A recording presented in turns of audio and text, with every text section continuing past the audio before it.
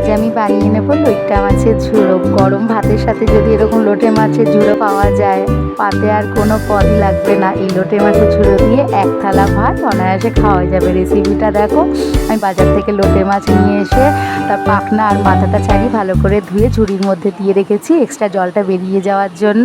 আর ওইদিকে পেঁয়াজ, টমেটো, আদা, কাঁচা লঙ্কা, রসুন আমি কেটে রেখেছি। নুন হলুদ মাখিয়ে নিলাম এক্সট্রা জলটা যাতে বেরিয়ে যায়। এদিকে তেল গরম করে আমি গোটা জিরে, শুকনো লঙ্কা, তেজপাতা ফোড়ন দিয়ে পেঁয়াজ কুচিটা লাল লাল করে ভেজে নেবো। এদিকে একটা মিক্সিতে পেস্ট বানিয়ে রেখেছি। রসুন, আদা, কাঁচা লঙ্কা, শুকনো লঙ্কা বাটা, হলুদ, কাশ্মীরি লঙ্কার গুঁড়ো, জিরে, ধনে দিয়ে একটা পেস্ট বানিয়েছি। আমি সেটা ভাজা পেঁয়াজের মধ্যে দিয়ে আমি কষিয়ে নেব।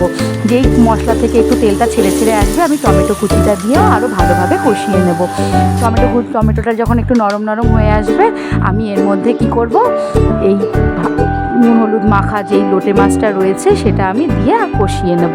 কষাবে একদম মিডিয়াম আছে, একটু নুন দিয়ে দেবে, দিয়ে কষাতে কষাতে দেখবে অনেক জল বেরোবে। এই জলেই কিন্তু লোটে মাছটা রান্না হয়ে যাবে, এক্সট্রা করে কোনো জল লাগবে না। দেখো তেলটা কেমন ভেসে এসছে।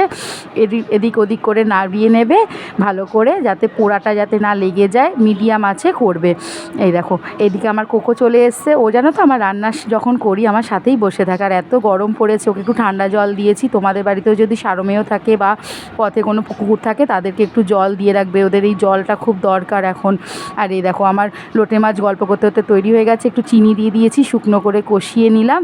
আর নামানোর আগে আমি চেরা কাঁচা লঙ্কা কটা দিয়ে দেবো। এই দেখো আমার লোটে মাছের ঝুড়ো তৈরি হয়ে গেছে। তোমরা কিন্তু রেসিপিটা অবশ্যই বানিয়ে খেয়েও, খুব ভালো লাগবে। কমেন্ট করো আমাকে। টাটা।